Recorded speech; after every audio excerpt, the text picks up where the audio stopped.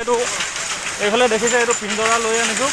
পিঞ্জৰাটো মানে আমাৰ ফৰেষ্টৰ মানুহ আহিলে, ডিব্ৰুগড় যিটো ফৰেষ্ট ৰেঞ্জৰ মানুহ আহি গ'ল। মানুহ আহি এতিয়া আমাৰ গাঁৱৰ ল'ৰাবিলাক মিলি সকলোৱে আমি পিঞ্জৰাটো বাঘটো ধৰিবৰ কাৰণে আজি পিঞ্জৰা পতা হ'ব।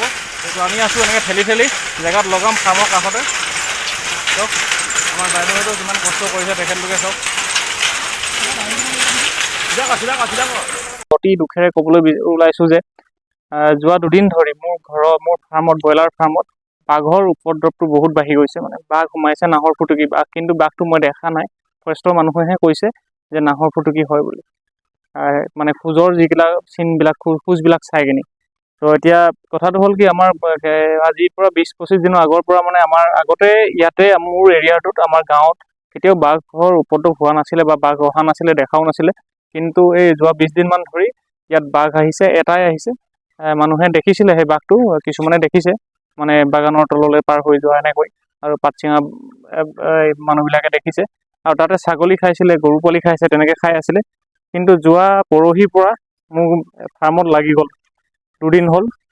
তো এদিন প্ৰথম দিনাটো সোমালে, প্ৰথম দিনা সোমাই মেলি আপোনাৰ এই যিবিলাক দেখিছে বাঁহৰ বেৰবিলাক, জালিবিলাক পুৰা ভাঙি কিনি সোমাই গুচি গ'ল। আৰু সোমাই গৈ তাত আপোনাৰ কিমান খালে কি নাখালে নাজানো, কিন্তু এটা তাত পেটু ওলাই আছিলে, গছকিলে চাগে। তাৰপিছতে লৈ গ'ল, খোজ আছিলে, খোজৰ চিন আছিলে। আৰু যিহেতু এইটো বাঁহৰ জালিহে ভাঙি দিলে, আজিও নিলেহি।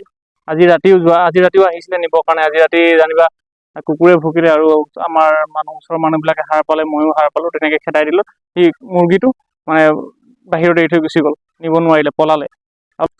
এইটো ধৰিছিলে যোৱাকালি বাঘে, যোৱাকালি নিব নোৱাৰিলে জানিবা। চাওক আপোনালোকে কোন জেগাত ধৰিছিলে। এইটো এটা এনেকৈ ধৰিছিলে, ধৰি লওক এনেকৈ ধৰিছিলে, তাৰমানে 3টা নখ লাগি গৈছে। ইয়াত দেখিছে, আকৌ এখন পাখি ইয়াত আৰু এখন পাখি ইয়াত, দেখিছে এনেকৈ কিমান ডাঙৰ বাঘ হ'ব পাৰে।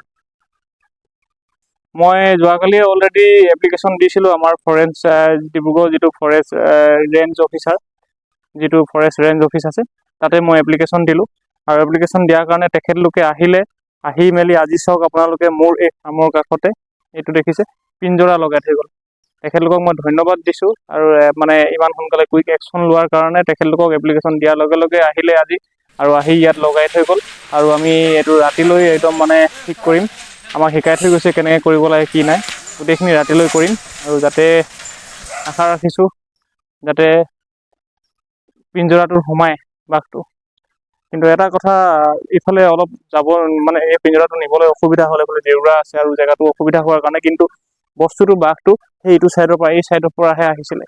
এই ছাইডৰ পৰা আহে, জেওৰা পাৰ হৈ জঁপিয়াই কিনি আহি মেলি এইফালে ৱাল মানে এই ফেঞ্চিংবিলাক ভাঙি কিনি খাই দিয়ে, বাঁহৰ বেৰবিলাক, পোৱালিটো কুকুৰা লৈ যায়।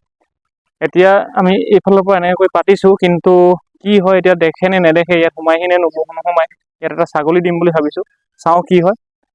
তো সেইটোৱে আপোনালোকক দেখুৱাম। আৰু উপায় নাই, একদম ফাৰ্মখন অলপ এবাৰ ৰিজাল্টটো ভাল কৰিম বুলি ভাবি আছিলোঁ, কিন্তু এইফালৰ পৰা এই বাঘে এবাৰ তেনেকুৱা সমস্যা কৰি দিছে।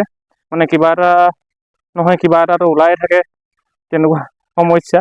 কিন্তু আমি সমস্যা যিমানেই আহক, আমি সেইখিনি সমস্যা সমাধান কৰি চলি যাব পৰাটোহে আমাৰ কৰ্তব্য, নহয় জানো? তো চাওঁ, আপোনালোকে আশীৰ্বাদ কৰিব যাতে বাঘটো ইয়াত আমি পিঞ্জৰাবদ্ধ কৰিব পাৰোঁ।